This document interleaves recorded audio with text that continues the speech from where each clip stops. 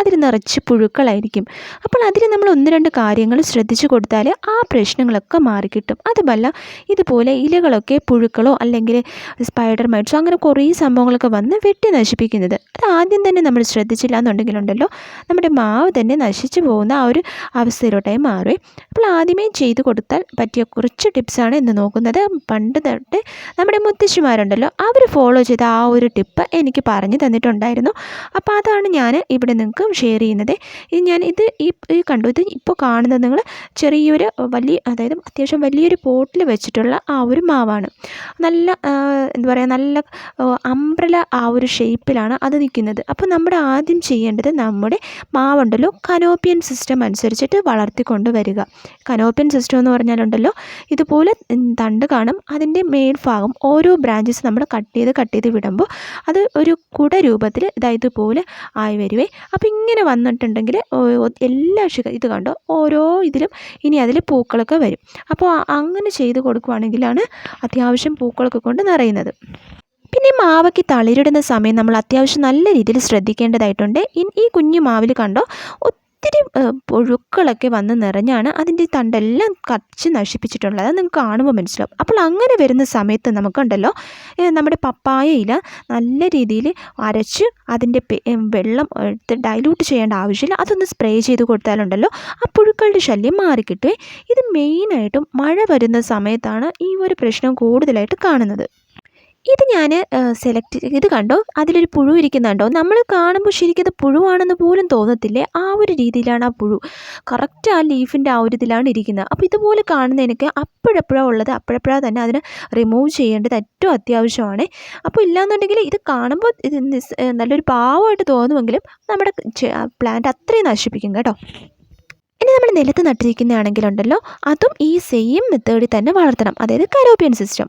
നമ്മൾ ഓരോ ബ്രാഞ്ചസും കട്ട് ചെയ്ത് കൊടുക്കുമ്പോൾ അവിടെ നിന്ന് തളിരിട്ട് പുതിയ പുതിയ ബ്രാഞ്ചസ് വരെയും അതൊരു അംബ്രല പോലായി മാറുകയും ചെയ്യും. കണ്ടോ, ഈ ഒരു ഇതിലും ആ സെയിം ആയിട്ട് എല്ലാം കട്ട് ചെയ്ത് പോയിട്ടുണ്ട്.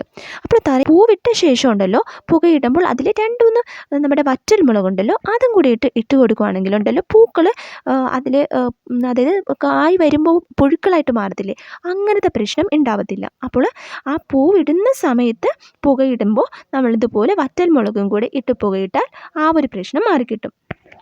പിന്നെ ഇതുപോലെ പോട്ടിൽ നിൽക്കുന്നതാണെങ്കിലുണ്ടല്ലോ അതിൻ്റെ ചുറ്റിലും നമുക്ക് ഡോളോമൈറ്റോ അല്ലെന്നുണ്ടെങ്കിൽ നമ്മുടെ കക്കയുണ്ടല്ലോ അതിട്ട് കൊടുക്കാം. ഇപ്പോൾ കക്ക പൊടിച്ചതാണ് ഇട്ട് കൊടുക്കുന്നുണ്ടെങ്കിലുണ്ടല്ലോ ഒരു 7 മാസം വരെ അതിൻ്റെ ആ ഒരു റിസൾട്ട് ഉണ്ടായിരിക്കും കേട്ടോ. അതുപോലെ തന്നെ മുട്ടയുടെ തോടുണ്ടല്ലോ അത് നന്നായിട്ട് വാഷ് ചെയ്ത് നന്നായിട്ട് ഉണക്കി പൊടിച്ച് അതും നമുക്ക് സ്പ്രിങ്കിൾ ചെയ്ത് കൊടുക്കാവുന്നതാണ്. ഇതൊക്കെ ഏറ്റവും നല്ലതാണ്.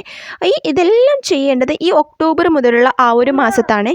ഇപ്പോൾ നിലത്ത് വെച്ചിരിക്കുന്നതാണെങ്കിൽ കക്കയുടെ പൊടിയൊക്കെ ഇട്ട് കൊടുക്കാൻ വളരെ ഈസി ആയിരിക്കും. അത്യാവശ്യം നല്ല സൈഡും എല്ലാം നന്നായിട്ടൊന്ന് വരഞ്ഞു കൊടുത്തിട്ട് വയ്ക്കാൻ ഈസി ആയിരിക്കും. പിന്നെ പോട്ടിൽ ഇതുപോലെ സെലക്ട് ചെയ്യുന്നവർ അതിൻ്റെ തണ്ട് ഇതുപോലെ ആയിരിക്കാൻ ശ്രദ്ധിക്കണേ.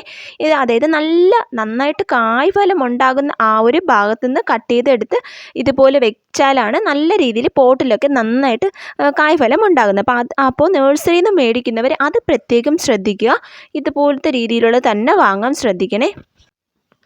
അതുപോലെ ഒക്ടോബർ മുന്നിലുള്ള മാസം ഇതിൻ്റെ കൊമ്പൊക്കെ ഒന്ന് ഒതുക്കി, അതായത് ഞാൻ ഓൾറെഡി പറഞ്ഞതുപോലെ ആ ഒരു കനോപ്പിയൻ സിസ്റ്റമാക്കി മാറ്റാൻ മറന്നു പോകരുത്.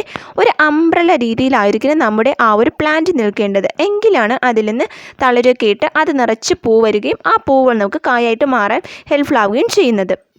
അപ്പം ഞാൻ ഇതുവരെ പറഞ്ഞതും എത്ര കായ്ക്കാത്ത മാവായാലും നല്ല രീതിയിൽ കായ്ക്കാനും പൂവിടാനും കായ്ക്കാനും ഒക്കെ ഉള്ള ടിപ്സാണ്. അതുപോലെ തന്നെ വേറൊരു ടിപ്സ് എന്ന് പറയുന്നത് നമ്മുടെ കഞ്ഞിവെള്ളമുണ്ടല്ലോ അതിലോട്ട് നമ്മുടെ പഴത്തിൻ്റെ തോലുണ്ടല്ലോ, ഏത്തപ്പഴത്തിൻ്റെ തോലാണ് ഏറ്റവും നല്ലത്. അതിൽ ധാരാളം പൊട്ടാഷ്യം അടങ്ങിയിട്ടുണ്ട്. അപ്പോൾ അതിട്ട് ഒരു 3 to 5 days, അതിനപ്പുറം പോകരുത്, അത്രയും ദിവസം വെച്ചിട്ട് അപ്പോഴത്തേക്ക് നന്നായിട്ട് പുളിച്ച് ഭയങ്കര ഒരു സ്മെല്ലുണ്ടാവും. അത് തന്നെ ഒഴിച്ചു കൊടുത്താലുണ്ടല്ലോ അതും ഏറ്റവും നല്ലതാണ്. പൂവൊക്കെ കൊണ്ട് നിറയാൻ വളരെ ഹെൽപ്ഫുൾ ആവും. അത് നമുക്കൊരു 2 ആഴ്ച കൂടുമ്പോൾ നമുക്ക് ചെയ്തു കൊടുക്കാവുന്നതാണ്. ഇതുപോലെ തളിരൊക്കെ ഇട്ട് നിറയുന്ന സമയത്താണ് നമുക്ക് അടുത്ത സ്റ്റെപ്പായിട്ട് ചെയ്യേണ്ടത് ആ ഒരു ആവി കൊള്ളിക്കുക എന്നത്.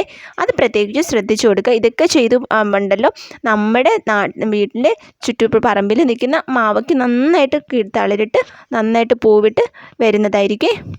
അപ്പോൾ ഇന്ന് നമ്മൾ നോക്കിയ എല്ലാ ടിപ്സും നിങ്ങൾക്ക് എല്ലാവർക്കും യൂസ്ഫുള്ളായി കാണുമെന്ന് വിശ്വസിക്കുന്നുണ്ട്. അപ്പോൾ ഇതിൽ എന്തെങ്കിലും ഡൗട്ട് ഉണ്ടെങ്കിൽ അല്ലാന്നുണ്ടെങ്കിൽ ഞാൻ പറഞ്ഞതിൽ എന്തെങ്കിലും മിസ്റ്റേക്ക് ഉണ്ടെങ്കിലും അത് നിങ്ങൾക്ക് കോമൻറ്റ് ബോക്സിലൂടെ ഒന്ന് സജസ്റ്റ് ചെയ്യാവുന്നതാണ്.